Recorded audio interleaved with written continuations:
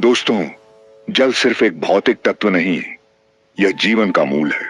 जल से स्नान करना केवल शरीर की धूल हटाना नहीं है, यह मन, प्राण और आत्मा की भी सफाई है। आध्यात्मिक शास्त्रों में कहा गया है, अर्थात जल के स्पर्श और दिव्य स्मरण से बाहरी और भीतरी दोनों शुद्ध होते हैं।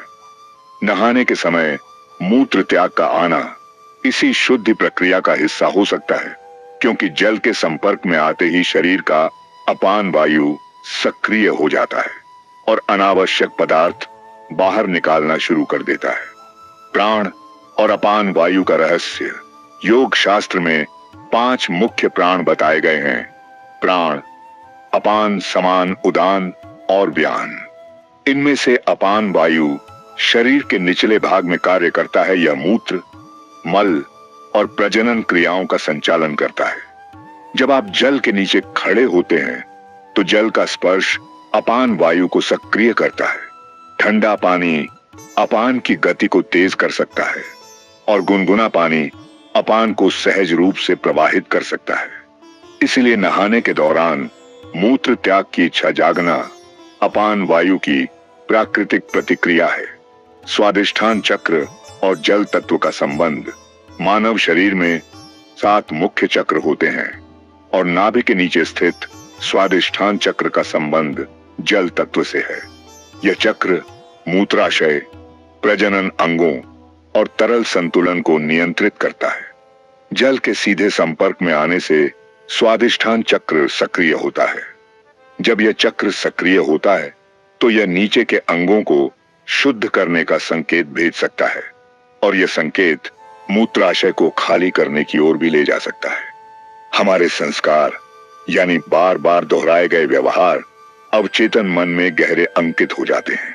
पीढ़ियों से यह आदत रही है कि लोग पहले शौच मूत्र करते हैं और फिर स्नान करते हैं। इसका असर यह हुआ कि जल का स्पर्श होते ही अवचेतन मन खाली होने का आदेश देने लगता है। भले ही मूत्राशय आधा भरा हो, यह संस्कार तुरंत सक्रिय हो सकता है। मन की शांति और शरीर का खुलना।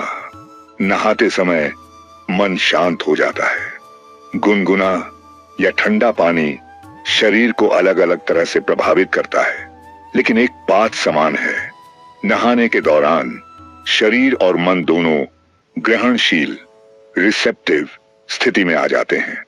योग में इसे तामसिक से सात्विक स्थिति में प्रवेश कहा जाता है। इस शांति में शरीर अपनी अनावश्यक वस्तुओं को छोड़ने में सहज महसूस करता है।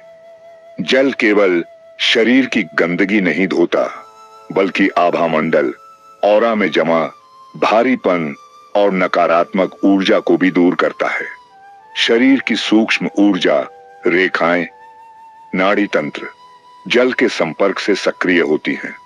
जब ये नाड़ियां खुलती हैं तो ऊर्जा का प्रवाह नीचे की ओर भी तेज होता है और यह प्रवाह मूत्र त्याग के रूप में भी प्रकट हो सकता है। ऋग्वेद में जल को अमृत कहा गया है। जल ही सबसे बड़ा औषध है। स्नान को केवल शारीरिक शुद्धि नहीं, बल्कि पाप क्षालन माना गया है।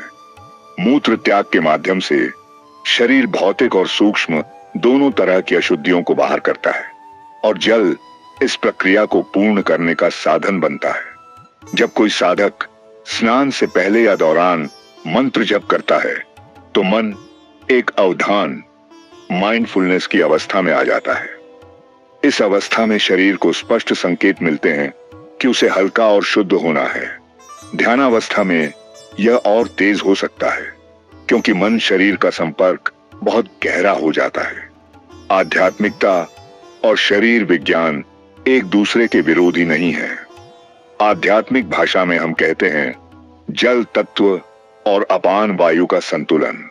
वैज्ञानिक भाषा में यही ब्लैडर रिफ्लेक्स, नर्व सिग्नल और हार्मोनल प्रतिक्रिया है।